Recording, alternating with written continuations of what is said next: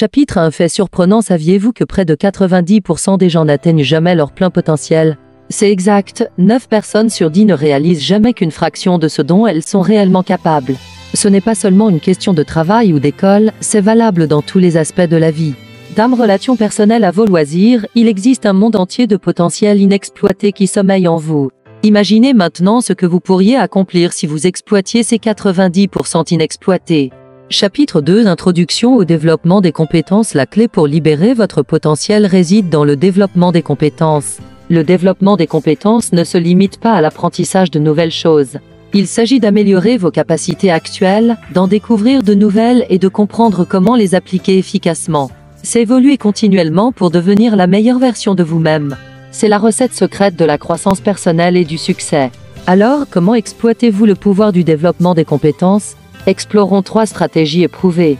Chapitre 3. Établissement d'objectifs clairs. Tout d'abord, fixez-vous des objectifs clairs et réalisables. Mais que signifie exactement cela? Eh bien, c'est là que les objectifs SMART entrent en jeu. SMART signifie spécifique, mesurable, atteignable, réaliste et temporellement défini. Ces 5 critères aident à donner forme à vos objectifs de manière claire et réalisable.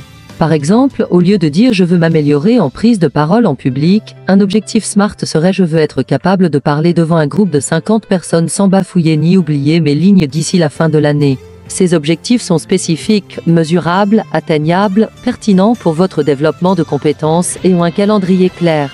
Fixer des objectifs clairs comme ceux-ci vous donne non seulement une direction, mais vous garde également concentré et motivé dans votre parcours de développement des compétences. Ils servent de roadmap, vous guidant vers votre destination ultime. Libérer votre plein potentiel. N'oubliez pas, un objectif sans plan n'est qu'un vœu pieux.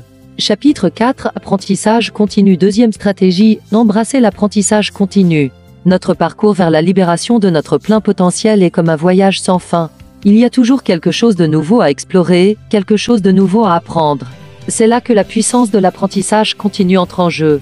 Il s'agit de garder votre esprit ouvert aux nouvelles idées, aux nouvelles connaissances et aux nouvelles compétences. Vous vous demandez peut-être comment puis-je encourager un état d'esprit d'apprentissage?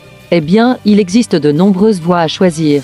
Vous pouvez dévorer des livres qui remettent en question votre perspective, insister à des séminaires qui élargissent vos horizons ou vous inscrire à des cours en ligne qui affûtent vos compétences.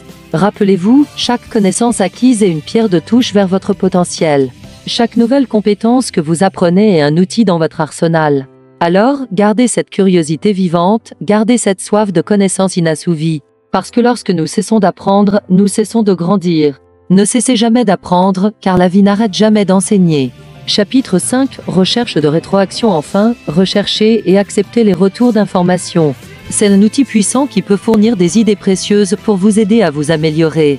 C'est comme avoir un miroir qui reflète non seulement votre apparence, mais vos capacités et votre potentiel. Ce miroir peut vous montrer où vous excellez et où il y a place à amélioration. Comment obtenez-vous cette rétroaction? Il existe plusieurs stratégies que vous pouvez utiliser. La première est l'auto-évaluation. Prenez du recul, regardez votre travail et demandez-vous « que puis-je faire de mieux ?» Souvenez-vous, soyez honnête avec vous-même. Une autre stratégie est l'examen par les pairs. Vos collègues, camarades de classe ou amis peuvent offrir une perspective différente sur votre performance. Ils pourraient voir des forces et des faiblesses que vous avez négligées. Enfin, envisagez de demander un mentorat. Un mentor qui a de l'expérience et de la sagesse peut vous guider, vous donner des critiques constructives et vous aider à grandir. Souvenez-vous, la rétroaction ne s'agit pas de critique, mais de croissance. Et rappelez-vous, la rétroaction est le petit déjeuner des champions. Chapitre 6. Conclusion et appel à l'action. En résumé, les 3 stratégies pour libérer votre potentiel sont établir des objectifs clairs, apprendre continuellement et rechercher des retours d'informations. Fixer des objectifs clairs est votre plan de route vers le succès, vous donnant une direction claire sur où aller.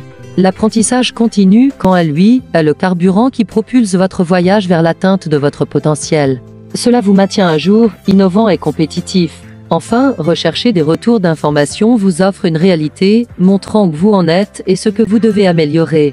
Mais souvenez-vous, ces stratégies ne sont pas un accord ponctuel. Elles nécessitent une pratique et une persévérance constante. C'est comme affûter une lame, vous ne pouvez pas le faire une fois et vous attendre à ce qu'elle reste tranchante pour toujours. C'est un processus continu. Le même principe s'applique à votre parcours de développement des compétences.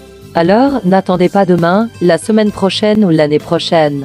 Commencez votre parcours de développement des compétences dès aujourd'hui. Et rappelez-vous, la seule limite à votre potentiel, c'est vous-même.